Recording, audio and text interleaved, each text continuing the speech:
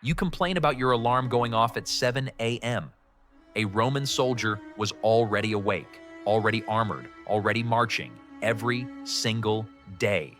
Here's the insane part. He chose this life, and if he ever tried to quit, the punishment was so brutal that most soldiers would rather die in battle than face what came next. This is the story of the most disciplined, most feared, most unbreakable warriors the world has ever seen. And when you hear how they lived, what they ate, how they trained, what they did to each other, you're going to feel very, very soft. Forget everything you think you know about soldiers. Modern soldiers have GPS, protein shakes, trauma counselors, and rest days. Roman soldiers had none of that. What they had was discipline so extreme it rewired their entire nervous system. From the moment a young Roman man joined the legions, his old life was dead, gone. His family was now his century. 80 men who ate together, slept together, fought together, and sometimes died together on the same afternoon. Here's where it gets interesting. Training didn't start with weapons, it started with walking. Before a recruit ever touched a sword, he had to prove he could march, not just walk. March, 20 miles, full kit, in 5 hours. That's the casual pace. The nothing special is happening today pace. A Roman soldier in 50 pounds of armor, carrying a pack, 2 javelins, a shield, and camp-building tools. Same mile, faster pace, every day.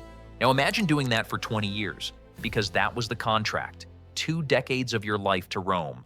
In return, Rome gave you structure, a small salary, and the promise that when it was over, you might get a piece of land. Might. But here's the thing. Men lined up to join, because in a world of chaos and poverty, the Roman army offered something most people could never find on their own: order and belonging. Everyone wants to talk about the battles, the glory, the blood, but the battles? Almost the easy part. The hard part was the preparation.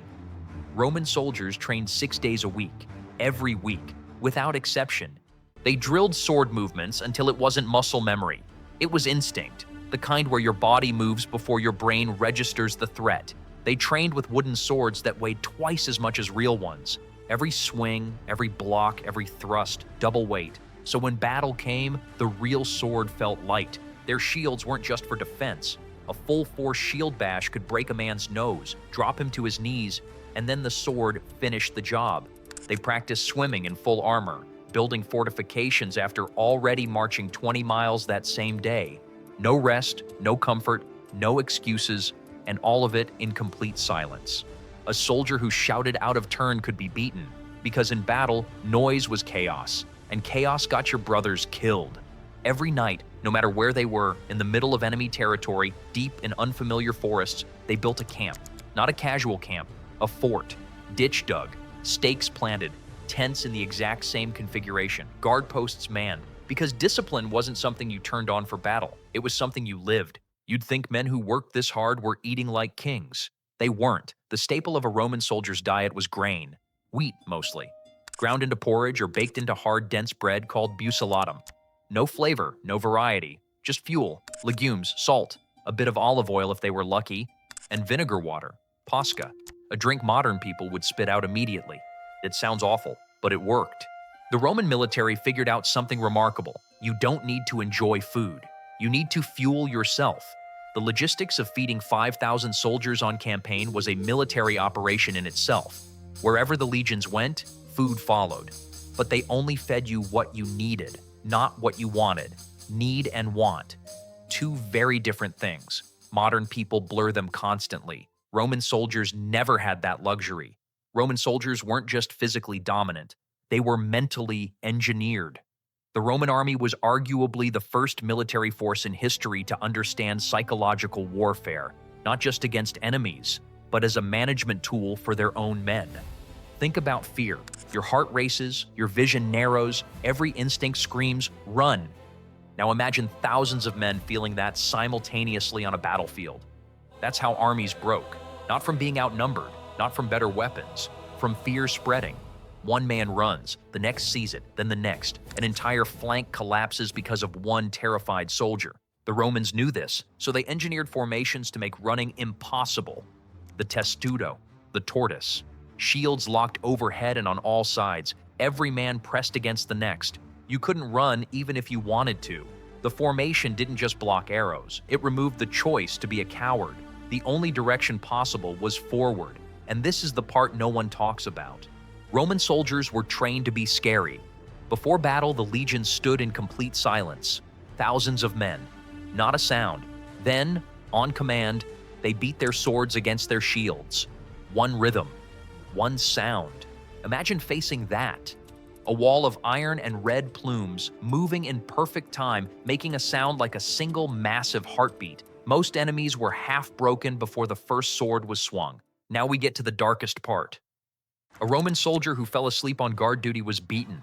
Not a warning, not a slap on the wrist, beaten by every man in his unit, with fists, with sticks, sometimes to death, because falling asleep on watch wasn't laziness. It was a threat to every man in that camp. Your comfort could cost them everything. Minor offenses meant reduced rations, loss of pay, demotion, public humiliation, which for men whose entire identity was their rank and their brothers was often worse than physical pain. But then we get to the worst punishment in Roman military history: decimation. If a unit showed cowardice, if they fled, surrendered without a fight, failed Rome, they were punished as a group. The unit was divided into groups of 10. They drew lots. One man from each group drew the short straw, and then the other 9 beat him to death. 9 men killing one of their own. A man they trained with, ate with, slept beside. Maybe a man who had saved their life. No burial, no ceremony. Just a reminder, this is what we do to men who fail Rome. But here's the twist. Decimation wasn't just punishment. It was theater. Those 9 surviving men now carried guilt, grief, and a bone-deep understanding of what failure meant. They would never retreat again, because backward wasn't a direction anymore. Backward was the place where you killed your friend. But if I only show you the brutality, I'm not showing you the full picture. For every story of punishment, there's another story. A story of loyalty so intense it barely makes sense in the modern world. Roman soldiers called each other frater, brother, not as a metaphor, as a truth. Your contubernium, 8 men who shared a tent. You cooked together, marched together, fought together for years. You knew each other's breathing patterns. Who snored? Who flinched at thunder? Who went quiet before a battle? You knew everything. And in battle, you weren't really fighting for Rome. You were fighting for the man to your left and the man to your right. That's the most powerful motivation a human being can feel. Not ideology, not politics, not even survival. The survival of someone you love. Modern psychology confirms it. Ask veterans why they pushed past what seemed humanly possible. The answer is never the flag or the cause. It's always, I couldn't let my guys down.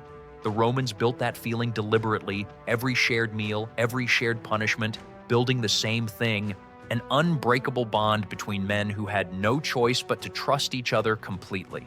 When a Roman soldier died in battle, it left a gap in the formation where a person used to be.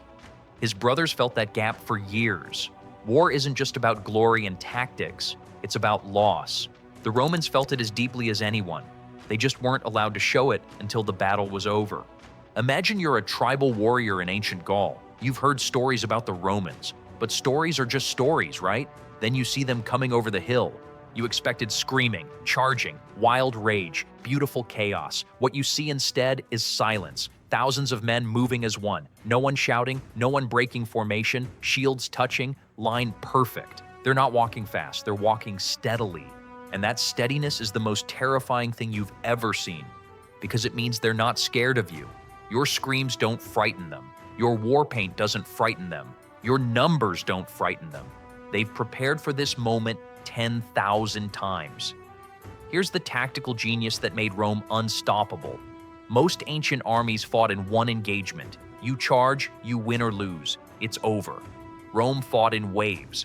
The front line engaged ferociously, then pulled back at the signal while still fighting. The second line stepped through the gaps. Fresh legs, fresh arms, fresh aggression. The enemy had been fighting for 10 exhausting minutes, and suddenly there were new men in front of them. How do you fight something that doesn't get tired? You don't. You break. Rome knew exactly how long it took for an enemy to break. They'd done it so many times they could predict it. It wasn't luck. It wasn't heroism. It was engineering. War reduced to a repeatable process. At the Battle of Zama in 202 BC, Scipio Africanus used precisely this kind of cold, calculated wave tactics to dismantle Hannibal's army, the same general who had spent 15 years terrorizing Rome, and ended the Second Punic War in a single afternoon, and that process worked for 700 years.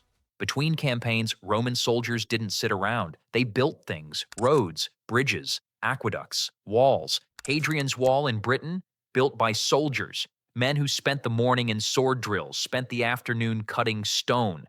They were carpenters, masons, surgeons. Every legion had a medical corps, trained physicians who understood wounds, infection, and triage in ways that wouldn't be matched for 1,000 years.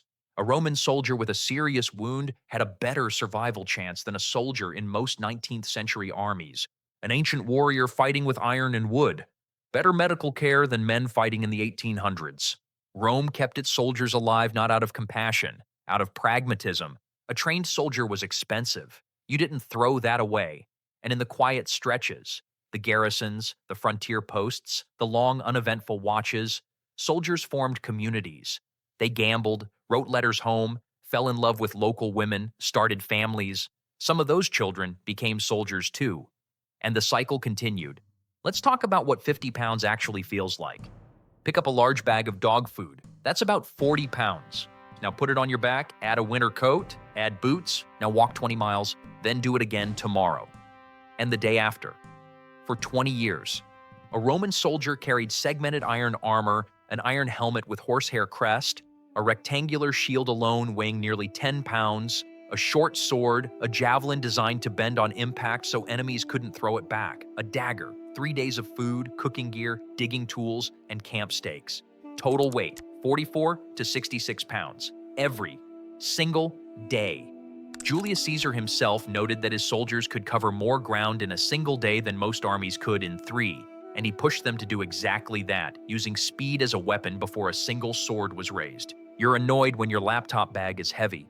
These men carried more than you weigh, for longer than you've been alive, and called it Tuesday. Rome wasn't just asking these men to be soldiers. Rome was asking them to become Rome, to absorb the empire's values so completely they stopped being individuals and became instruments. And in exchange, Rome gave them something the ancient world couldn't dream of: identity, a clear, unambiguous answer to, "Who are you? I am a soldier of the 3rd Legion. I serve Rome. My life has meaning." In a world with no safety nets, no career paths, no stable institutions, that was everything. But the cost was everything too. 20 years of your life, normal relationships, physical safety, the right to choose when you woke up, what you ate, where you went, how you died. Your body wasn't yours, it belonged to Rome. Some men never came home. They died in African deserts, German forests, Scottish highlands, far from home, far from everyone they knew. Their names were carved in stone. The stone eventually crumbled, but for a glorious, brutal, extraordinary while, those names meant something. They were Romans, they were legionaries, they were soldiers. Here's why this story still matters. We live in the most comfortable time in human history. Medicine, food delivery, heated homes, mattresses engineered to match our bodies, every possible tool to make life easy. And somehow, we're still exhausted, still overwhelmed, still convinced we can't do hard things. These men with nothing but iron and grain and the man beside them built the greatest empire the world had ever seen. They marched across 3 continents, built roads still standing 2,000 years later, shaped the legal frameworks, engineering, and military strategy of every civilization that followed. All of it while carrying 50 pounds of armor through the rain, without a podcast, without a motivational quote on the wall. Discipline was never really about punishment. It was about creating men who could, men who had pushed past every limit so many times the limit stopped feeling real.